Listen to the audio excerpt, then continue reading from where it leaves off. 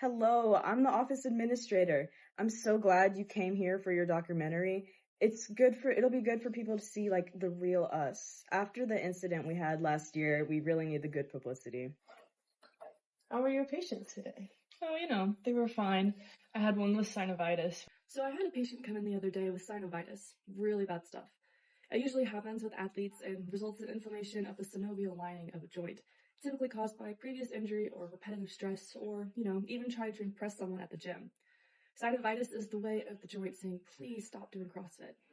I specialize in joint classes, fibrous, cartilaginous, and synovial. Fibrous joints are united by fibrous tissue such as sutures in the skull and are immovable, almost like how my patients are after seeing their medical bill. Next are cartilaginous, which are bone ends connected by cartilage, such as the pubic symphysis of the pelvis. These guys are sort of a compromise, as they are slightly more movable than a fibrous joint, but still not a ton of movement. And then lastly, the patient I'm working with today has issues with the synovial joints, the divas of the skeletal system. These joints are all about movement and account for all of our joints of the limbs. Synovial joints have articulating bone ends that are separated by a joint cavity containing synovial fluid and have 4 distinct fixtures. Here, I'll show you some examples. Here, on the elbow, we have the articular cartilage as well as the articular capsule right below. But now, back to synovitis. Unfortunately, it's really not the only drama that we get. The real thrill has to be dislocations. This is when a bone decides that it has had enough of its job and decides to either quit or dislocate. And then we have to put it back, a process known as reduction, which sounds a lot calming, but it's really me just praying that nothing goes wrong, while also trying not to look slightly horrified. Anyways, joints, you can't live with them, but you most definitely can't live without them, literally. Yeah. What are you guys talking about? Our patients. You thought your patients were bad? Yeah, it's one of those weeks. Everyone's joints are falling apart like a Jenga tower. First, there's Carl. Poor guy's got bursitis, inflammation of the bursa. He calls it water on the knee. I call it karma for pretending he's still 23 and trying to jump rope. So he asked if he could drain it with a straw. I said, sir, this is vodka percent. That's not the worst of it.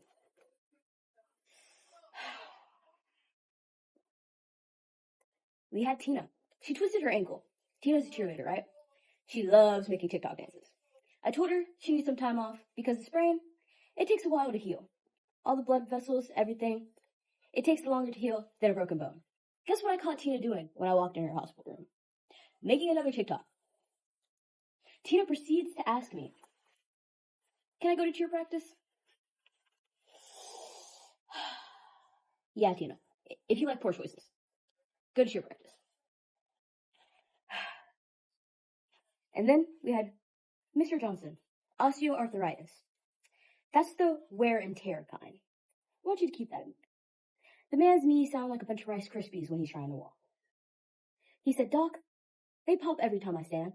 I told him, Mr. Johnson, stop standing. No, I'm just kidding. Oh, there's Linda. Rheumatoid arthritis, autoimmune. She told me her hands swell every time she texts her ex. Now that's not medically proven, but I believe it.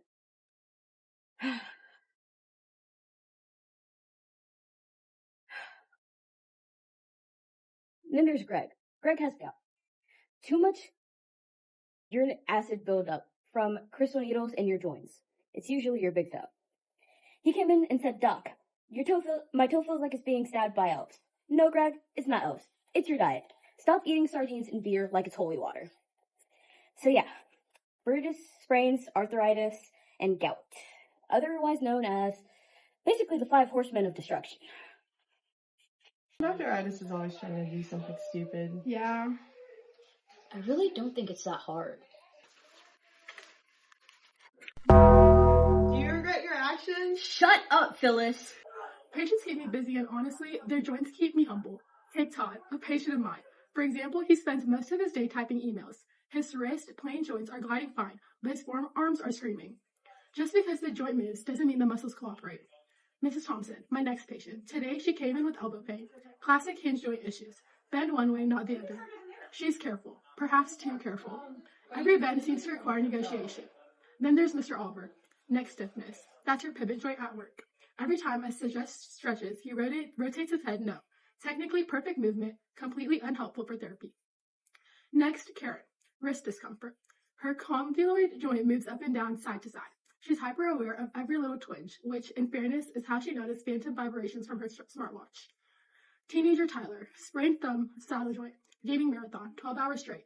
The saddle joint is holding up better than his endurance. Lesson, thumbs are resilient, humans less so. And lastly, we had Greg today. Dislocated ball and socket shoulder, reaching for a snack. Perfect example of maximum mobility and minimum caution. Every joint has a story. Every patient has a lesson, and Steve here, perfect compliance. Never complains. Never moves. I'm starting to think he's the ideal patient. Oh, is it my turn now? Oh my gosh, well, a few months ago, we had a patient who tried to climb up on his roof, no ladder, harness, or anything, and he slipped and fell right to the ground. Broke his tibia straight through. The healing process has been rough, especially because he keeps trying to climb buildings. We were trying electrical stimulation to get his bone cells working again, but the poor thing's terrified of the machine. Says the aliens will get him. Now, between you and me, Dr. Itis, after he fell jump roping, he needed an entire bone substitute. And we just crushed some bone tissue up, mixed it with water, and we stuffed it in there. Easy peasy. We were a little worried he'd reject it because it's a foreign object after all, and with his mentality, well, we just weren't sure. But it healed beautifully. Oh, and let me tell you about this one. Well, we had this girl fell on her knee while playing with her VR headset, apparently jumped off a building while standing on the ground, shattered her knee in about a million different pieces. The entire thing had to be replaced. And we got her this new little gadget. It's a self-extendable endoprothesis. Grows on its own just like human bone would. And oh my gosh, a few weeks ago, we had one of these hippie, earthy girls in here. She was climbing a tree wearing sandals, fell 15 feet, and snapped her femur. We offered her a Pro-Osteon, a graft made of coral, heat-treated, sterilized, and covered in proteins. It's the best one we've got. She flat out refused. Said she wouldn't take a graft that killed the earth. Odd one, but we made her a Norian SRS graft out of bone cement instead. Not as strong, definitely not as infection safe, but what the patient wants, she gets. Well, thanks for coming. We're gonna edit it to make us look good, right?